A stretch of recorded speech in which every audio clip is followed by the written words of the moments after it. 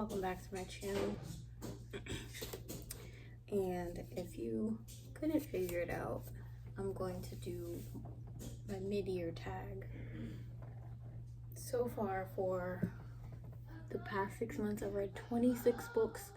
I have DNF'd one, and because I went book shopping today, I now have 52 books left to read on my physical TBR. I just wanted to go to the bookstore. My plan was not really to buy anything, but I bought stuff, so it is what it is. I didn't want to do a video where I'm going over every single book that I've read so far, which would be a lot because I've read 26, and that's a lot for me, seeing as how I only read 17 last year. So way further than I was last year, but I still don't want to go over all of them. I wanted to give my top 6 books out of the 26 that I have already read. I am currently still reading one that I chose for the month of June anyway, and I should be finished that today or tomorrow. But that is not going to be in my top 6. Even though it's a great book, it's just not going to be in my top 6. So I wanted to go over my top 6 that I've read so far.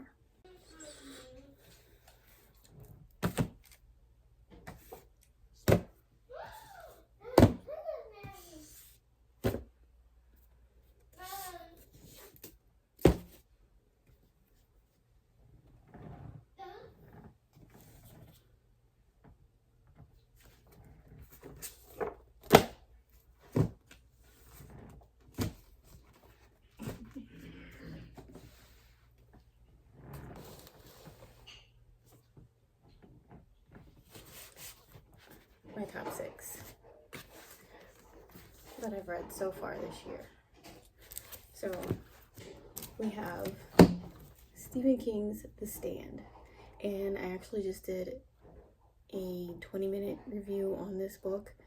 Should have went up today or June 24th. So The Stand, fantastic land, lore of the wilds, Sisters of the Lost Nation, The Watchers, and Jackal. Those are my top 6 books that I've read so far, and if we're being honest, hands down, The Stand is number 1 out of all the books that I've read so far, and I feel like it's gonna stay number 1 of 2024 for me. So The Stand. So the first book I'm going to get into is Fantastic Land, and this book was what set me on the path of realizing, like, my genre is horror, and then thriller, and then like fantasy / romance mixed in between. But the whole reason that I started to document reading and reviews was because I wanted to see which genre I gravitated to the most. And I already figured it would be horror and thriller because I watch true crime a lot. But this book right here was great. I ended up giving it 5 stars, and just me reading, it's my journal. It reminded me of the movie Hell House, and how Hell House was filmed, after the fact, and it's interviewing all of the survivors basically to get the story of what happened. And that's how this book is set up. It's all first person interviews, and they tell the story from all different angles. And it seems I feel like the reader would get comfortable in their interviews, like with the way that they were talking and so calmly, and how things were happening, and how things were going so well in the beginning, and then all of a sudden there would be a gruesome murder just thrown in there. you know, so it was kind of like when I read it, it was more like a surprise. Like I would just be reading and then bam, and you're just like, okay, you know, and it's very, very detailed, very graphic with the descriptions of how people were being murdered left and right, very detailed. I feel like by the end of the book, I understood the mindsets of everyone. Like, you understood why everyone was behaving the way that they were behaving, except for one person. Like, I still couldn't wrap my head around it, other than the fact that he was just pure evil and he just set out to do damage regardless. At the end of the book, I was still like left wondering how this crazy person was able to even be hired working in an amusement park. It was just,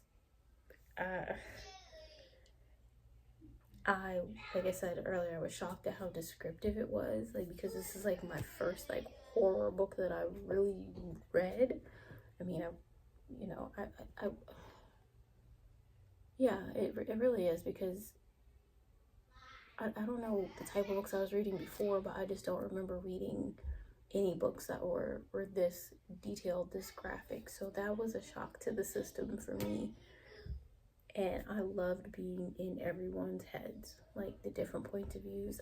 I loved that. Like, obviously you jump from person to person, but you're with the people long enough to know why they were reacting the way that they were. So it was a great read, and that's why it's on here. Let's see, the next one, I'm trying to go in order, especially the way they're in the journal, but my next great read so far was Jackal, and this was the book that actually got me into annotating, because usually I just read, and when I was reading this,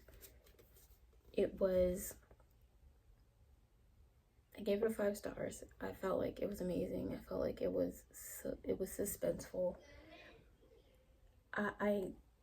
Our history is woven into the story, you know, and it didn't seem forced. Like, they weren't just throwing, she wasn't just throwing random Black history facts in here. They were woven into the story, and the way it was written, like, it made sense. That, you know, the placement made sense.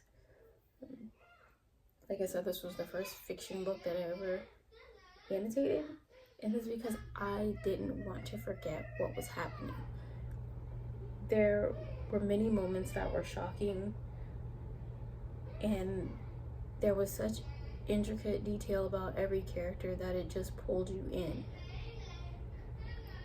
And the reason why I started annotating it, because there would be times where you're really thinking that it's this one person, like everything is pointing to this one person, and then there's like just this small clue that if you're really not paying attention, you do miss it, you miss them. So I started annotating because I wanted to be able, like, I felt like if it turned out not being the person that I thought it was, I wanted to be able to go back and see, like, if I missed something, what I missed, and like how it led to that person. So that's why I started annotating this book. This book did not disappoint, and I'm actually like excited for her next book, but I believe it comes out in 2025. But Jackal. Let's see where we are now. Okay, so the next one that I have on here, is it Lore of the Wilds? Yep. Lore of the Wilds. And I gave this one a 4-star, and I thought it was great. I genuinely did, but there was something about it where it just wasn't quite 5 stars, but it was still great. I loved Lore. The Lore is like, I love her sense of justice. and fighting for her people and where she came from. I love the fact that, you know, in the beginning, you know, she works in an apothecary, and then when they come and take her, she ends up in this huge library. And I know me, I would have gotten lost in the library the same way she did. Like, just having a setting like that for me, like, I don't know, maybe it's the reader in me, the nerdy person in me, but I love the fact that part of it was her working in the library. I would have sat in there just like she did for hours, just going through things and just trying to learn and read. So I got that. I am not really into, or I wasn't really into fantasy, so I'm not one of those people who were like, oh, well, I don't like when they're learning. I enjoyed learning with her as she was learning to use the book and the magic that came with the book. So I enjoyed that learning part of it. I enjoyed the back and forth between Lore and Asher, and I thought she would have a hard decision ahead of her, choosing between the two main male characters. However, that was not the case. With the way the author describes the environment, it's so easy to imagine the library, the apothecary, the castle, the bar. You can just you put yourself there. I was excited to see that Findral was beginning to soften, and I felt like Lore was the type of person that she brought light with her wherever she went. You know, when people say like, oh, you light up a room or that type of thing, I feel like that's what Lore was. And she was not just by being herself. Like, she wasn't trying to be like the other women, the other humans and things like that. Like, she knew, she may not have been secure in who she was, but she still kind of knew who she was. And just by being herself, whether that was scared or whatever that may be, like, she brought light to the people that she was interacting with. I enjoyed being in the fantasy world and learning, just like Lore was, learning the different types of fae and the different types of creatures that she was coming across. I was shocked by the plot twist, and it left me a little upset that it was a cliffhanger. So, you know, I am excited to read the next installment, but I obviously don't know. I follow her on Instagram, and I know she's writing the second book, so I just have to wait and see. So, Lore of the Wilds. These two books I just finished reading, The Watchers and Sisters of the Lost Nation. The Watchers obviously is being made into a movie, and I didn't even know that until I had already bought the book, and I just so happened to like see a preview for the movie, and I was just like, let me read, now that I have, you know, since I have the book anyway, let me read the book, and then I'll see if I'm like interested in wanting to go see the movie. So I gave it 5 stars. I did. I was so captivated by this story, and this is one of the few books that I've read that makes me want to see the film adaptation, because I want to see how they bring this story to life. I thought it was going to be just like this basic survival story where, like, despite it all, everybody makes it out alive, and could not be more wrong. There were multiple POVs, and it was as if at times there was a narrator, so it would be like the 4 different POVs, and then there would be like this outside narrator, it seemed like. And as you're reading the story, you begin to like feel like something's off with one of these characters. Something's off with him, but you can't put your finger on it. You can't put your finger on what it is that's off or who it is that's off. The plot twist was great. I personally did not see it coming. Like I said, I felt like something was off, but I just couldn't put my finger on it. But the plot twist made sense. How else would they learn how to integrate unless they studied them more? I enjoyed this book because by the end of it, like, you realize, like, you've never imagined fairies to be these monstrous creatures. Like, you think of Tinkerbell. Well, I think of Tinkerbell when I think of fairies. So I just never imagined them to be brought to life in this way. So, like I said, reading the book made me excited to go see the movie. The way that it ended, I understood that, because you're just like, you couldn't have thought you were the only one that learned and evolved and escaped. Like, you couldn't have thought you were the only one. You couldn't have thought that you were watching people, but you weren't being watched yourself.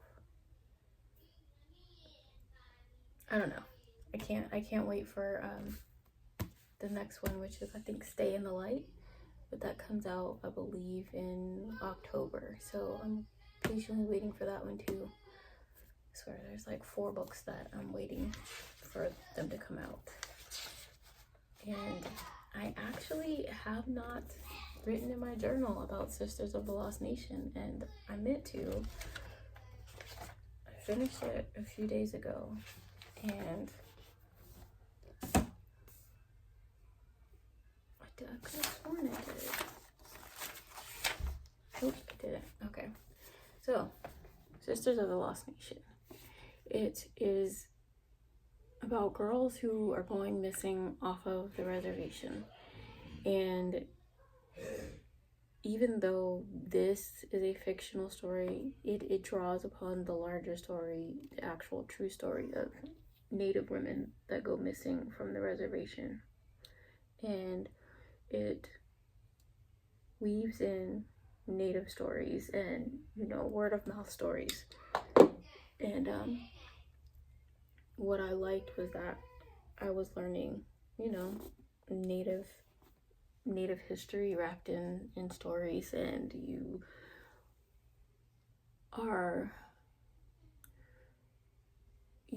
get drawn into the story of, certain girls going missing, but then you also learn about the politics that surround reservations and how they have to, the type of jurisdiction that they have, and how they have to deal with politics when it comes to bringing in outside police to help them search for the missing Native women. It talks about how, how them changing the reservation to sort of,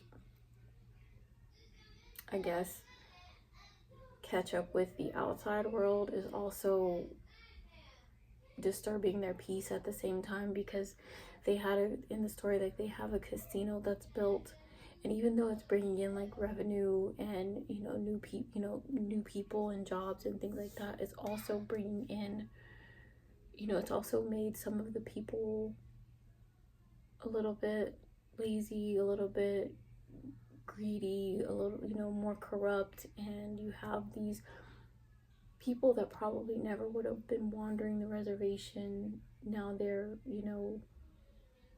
driving around and kind of looking at the native as if they're like these animals in a circus. And You know, it's almost like, is keeping up with society worth the peace? And is it worth the number of women that are going missing? Is it worth all of that? I'm sorry. I didn't expect the ending, you know, because when you and you really don't even think about it. Like, this book does a good job of making you focus on the bigger story of the true story of the Native women that go missing, that you don't even think about the actual story about the specific girls in the book that are going missing. So I know for me, like, I was just like so focused on the bigger story that I was not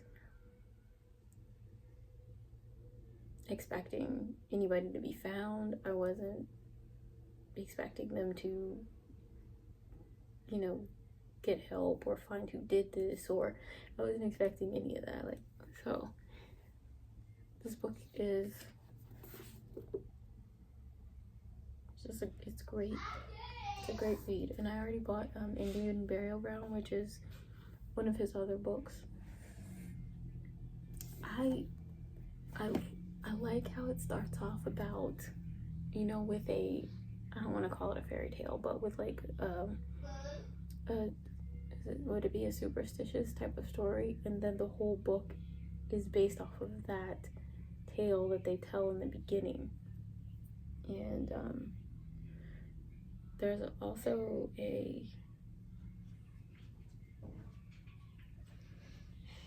I don't know how to describe it, but like a story that talks about, you know, being born with two spirits and that in there. I just love those type of stories. Hey, why are you shushing me? You shushing me?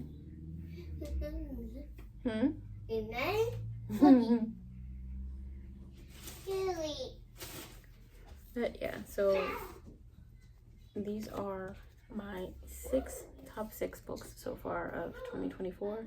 Sisters of the Lost Nation, The Watchers, Lore of the Wilds, Jackal, Fantastic Land, and my God, The Stand. I will see you in the next one.